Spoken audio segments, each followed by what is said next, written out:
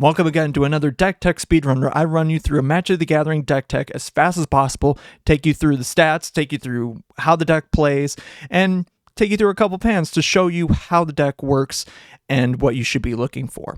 If you want to try this deck out for yourself, you can check in the link in the description below. But without further ado, let's start this speedrun in 3, 2, 1. So this deck tech is Black Ops 2 zombies. As opposed to Black Ops 1 zombies, we are using two colors. We are using black and blue. The commander for this deck is Gisa and Geralf, and unlike Black Ops 1 zombies, the main theme of this deck is to play cards from your graveyard and try to fill up your graveyard as much as possible and then bring them back and do a lot of graveyard shenanigans, obviously.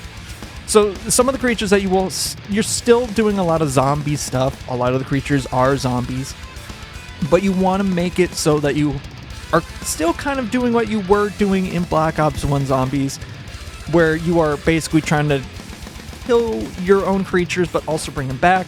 But you are trying to make your zombies as strong and as big as possible, but also do a lot of other shenanigans like milling. You're trying to make your opponent's creatures die. You got a lot of fun things that you can do with that and make it so, like, say, like, you don't have as many zombies. You still have zombies, but you have other creatures in there as well. Like this version of Geralf, you have a River Kelpie that's good because you can play permanents from your graveyard, or when another permanent is put into play from a graveyard, you could draw a card, and when you play something is played from a graveyard, you draw a card. It's pretty good. Sidisi, like, you got a lot of good things to cheat out creatures from your graveyard, ways to play it, ways to go around it. Like Bolas's Citadel. What do I have to say there? It's Bolas's Citadel. You're gonna be getting stuff out by cheating costs and doing other things. Yeah, through life, but there are ways of getting life back because it's a reanimator deck. Just some of the instants and sorceries, you got Dark Ritual, Demonic Consultation. That's a very good card. We're not doing any combo like a Thassa's Oracle or anything like that. But it's good because you can basically do like a tutor, but then everything, before that, you could just like do it as a tutor, and everything that's before that just put into the graveyard as well as that. So you can fill up your graveyard as quick as possible. And are able to get things out with the commander. You got Raise Dead, you got Persist, you got a lot of these things that can do things like, what was it? Wooden Death? Patriarch's Bidding, so you can get all of your zombies out, which is going to be quick as hell. Zombie Apocalypse, another way that you can get all your zombies out and destroy all humans, which is a little bit detrimental to Gisa and Geralf, but hey, you get a bunch of zombies and you can destroy all humans and whatever, it's fine. You got ways to make your zombies hard to hit. You got ways to get out whenever a creature's played. You can draw a card and lose a life. You got a lot of fun ways to also buff your zombies, like +1/+1s, Rooftop Storm, where you can, that's just busted. You're not going to be struggling in terms of getting your creatures out, I would have to say. This is your mana curve. You have a lot of spells in your 1, 2, and 3. Your 4 is a big one because there is a card in here, if I'm thinking correctly. There is a card in here that allows you to... Oh yeah, it's I don't know why I'm thinking. I can't remember. It's off the top of my head. It was one of the sorceries. It must have been... Okay, I'm thinking of the wrong deck. Never mind.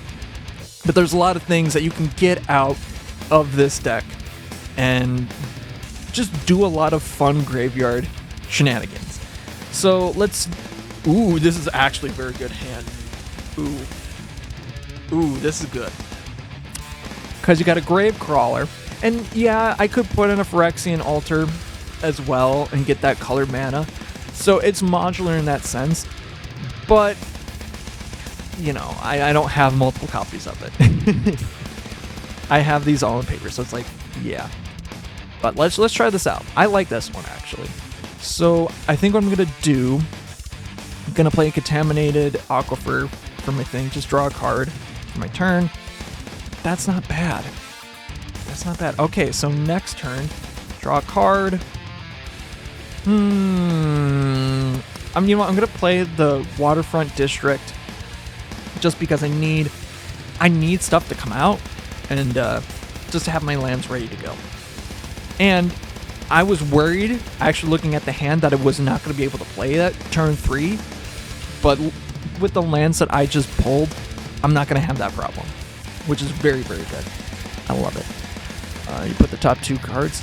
Yeah, and then you have ways to also get your graveyard full. That's why I really love this deck, because you can get out a lot of things pretty quickly. Let's go turn 3. I'm going to play this land, which does not come in tapped. Drowned Catacomb. I'm going to play the Zombie Trailblazer. Yeah, I'm going to play Zombie Trailblazer for my turn. It's fine. It's fine. But whatever. Turn 4. Let's play that. I'm going to play... That actually gives me an idea. I could... Like, you know what? I'll just play Gisendrol. Just to get it out here. Know the top 4 cards. 2, 3, 4. Ooh, damn. That's a hard one. Necroduality. That sucks. But hey, what are you gonna do? You may cast a zombie creature from this graveyard. Do we even have one? Son of a. Oh well. I mean, you do have those stinkers sometimes. But that's fine. Go on to next turn. We're not going to be missing our land drops. That's pretty good. So we're going to do that. We're going to play 2, put 2 in the graveyard. You know what I'll probably do? I'll play Acererak the Archlich for 3. I'm going to get a adventure thing, Venture the Dungeon, so that's going to be fine. It goes back to my hand. Whatever. But you got a lot of things you can do. Yeah, that's actually pretty good. I like that. Okay. Next one. Go to my next turn.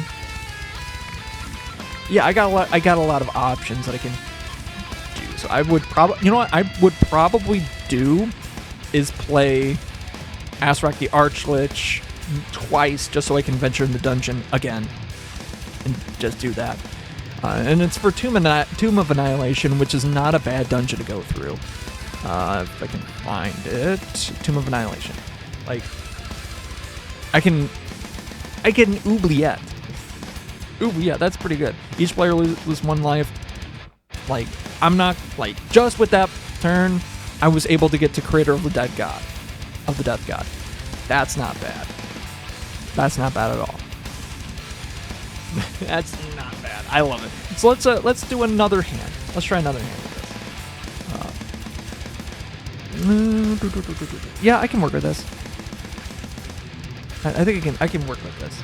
So what I'll probably do, starting off, is I'll play this land. It comes in tapped. I'll draw a card. I can work with it. Next turn, for turn 2. Okay. I'm gonna play another tap land. It's fine. Next turn. Ooh, Champion of the Perished is not a bad card to play. I think I'm gonna keep going. For turn 3, I'm gonna put it out. Just for black mana, that's gonna be fine. But for my land per turn, I'm probably gonna play this, the Surgical Bay. It comes tapped, but it's whatever. So my next turn, turn 4. I think this is where I'm gonna play. Do I want to play Insidious Dreams here? No, I don't want to play that here. I think what I'll do here is I'll play Gisendrol. You have options, and that's the thing that you want to have. 2, 3, 4. Okay, that's you got something. Forgotten Creation that I can play on my next turn. At the beginning of your upkeep, you may discard all cards from your hand if you do draw that many cards. So this, all of a sudden, the Insidious Dreams doesn't matter because if I play this, I can just do a lot of fun stuff. I love that. And allows me to draw cards. That's a good thing. That's the thing I like about this deck. If you're in a pinch, you're not going to be struggling for too long, and you're going to find ways to get around having Like, if you have a bad hand, you're not going to be struggling for long. You're going to be putting something in the graveyard, cheating it out, doing this or that. There are ways to get around just that normal way of playing Magic from, like, your hand. So I wouldn't worry too much about it. So things like this, where you can play from the graveyard, absolutely fine. And I think that's really how the deck goes. So yeah, hope you guys enjoyed. Until next time, yeah.